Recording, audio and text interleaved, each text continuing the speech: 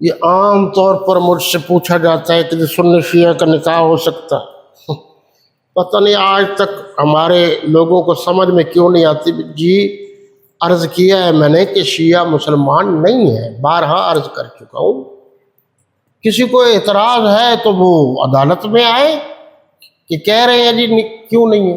ہم واضح طور پر کہہ رہے ہیں کہ شیعہ تمام علماء کے نزدیک، محقق علماء کے نزدیک مسلمان نہیں ہیں، ہم انہیں کافروں کی لسٹ میں شامل کرتے ہیں۔ اور پھر کافر بھی چھوٹے موٹے نہیں، قادیانی کافر ہے نا، لیکن وہ کیسے کافر ہے؟ ان کے لیے سختی ہے۔ اسی طرح یہ بھی ہے۔ یہ سوال سن لیجئے جی، ہمارے محلے میں شیعہ اور سنی آبادی ملی جلی ہے۔ یہ آپ کی آسانی کے لیے سوال پڑھ کر سنا رہا ہوں۔ اگر ہم الگ جماعت کرتے ہیں تو آپس میں لڑائی جھگڑے کا خطرہ ہے۔ اگر ہم مصالحت کی وجہ سے ان کے پیچھے نماز پڑھ لیں تو جائز ہے یا نہیں؟ یہ سوال پوچھا جا رہا ہے۔ یہ لکھنے والے کون ہیں جی؟ مفتی تقی عثمانی صاحب ہے، یہ لکھ لیجیے جی فتاوی عثمانی جلد اول۔ یہ اس کا صفحہ ہے جی، جناب والا اللہ آپ کا بھلا کرے، 397۔ مولانا مفتی تقی عثمانی صاحب جو شریعت کورٹ کے جج بھی رہے ہیں، بین الاقوامی تمام اسلامی ممالک کے جو مذہبی امور ہیں ان کے انچارج ہیں۔ جہاں جاتے ہیں ان کو باقاعدہ اس حساب سے پروٹوکول دیا جاتا ہے۔ اتنا زبردست پروٹوکول ہوتا ہے کہ ہمارے ہاں صدر پاکستان کا بھی اتنا نہیں ہوتا۔ تو انہوں نے یہ بات لکھی ہے، انہوں نے کہا شیعہ حضرات کے پیچھے نماز جائز نہیں۔ یہ جو صوفیاء کرام کہتے کوئی گل نہیں، جو پڑھ جو لئی ہے۔ واہ، پڑھ لی کا کیا مطلب ہے؟ پڑھی اللہ کی نماز ہے، کسی بندے کے پیچھے پڑھو۔ شیعہ حضرات کے پیچھے نماز جائز نہیں۔ ان کے عقائد سے قطع نظر بھی کر لی جائے تو نماز کے احکام اتنے مختلف ہیں کہ اہل سنت کے ساتھ نماز کے اتحاد کی کوئی شکل نہیں شیعوں کی۔ لہذا کوشش کی جائے کہ اہل سنت حضرات اپنی مسجد الگ بنائیں اور اس میں با جماعت نماز ادا کر لیں، اور جب تک یہ ممکن نہ ہو، مسجد نہ بنا سکیں، کسی کے گھر میں جماعت کر لی جائے۔ اب یہ فتویٰ ان کا ہے، جس نے ناراض ہونا ہے مولانا مفتی تقی عثمانی پر ناراض ہو، مجھ پر کوئی ناراض نہ ہو۔ آگے پھر سوال ہے جی کہ میں نے اپنی بیٹی شیعہ مسلک کے لڑکے کو دے دی۔ ہمارے ہاں بھی کہتے ہیں نا کوئی گل نہیں جی، وہ دا اپنا مذہب ہے، ساڈا اپنا مذہب ہے۔ اپنا نہیں ہے نا ہمارا مذہب، اللہ رسول کا مذہب ہوتا ہے، ہم نے بنایا تو پھر تو گئے۔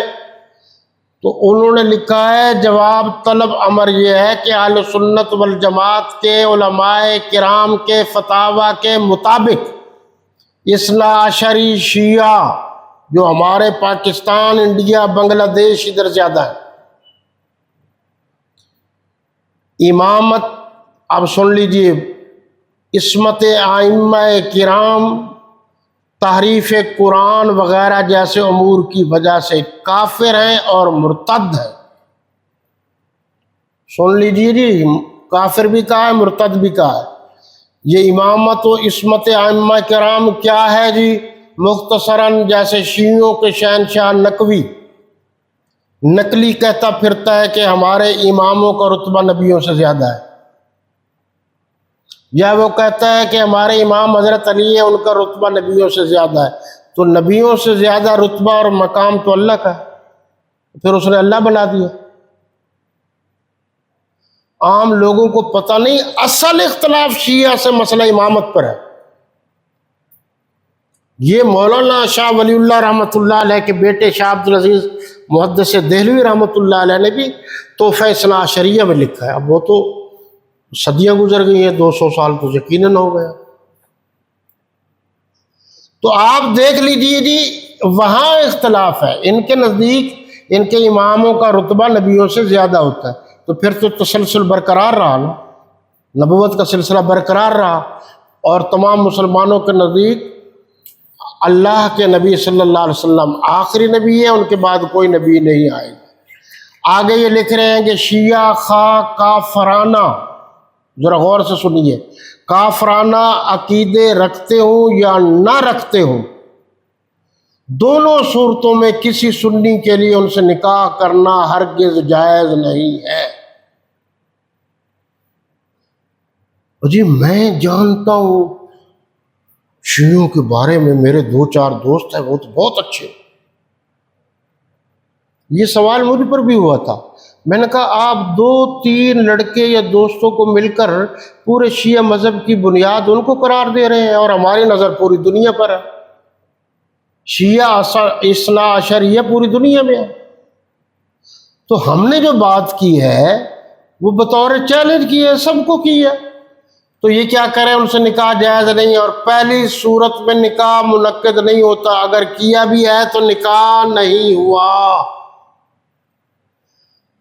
اب آپ نے سن لیا، اس کو بعد میں آپ بے شک پڑھ سکتے ہیں، یہ اردو میں ہے۔ تو کسی صورت میں سنی شیعہ کا نکاح نہیں ہوتا، یہ اچھی طرح ذہن میں رکھ لیجئے۔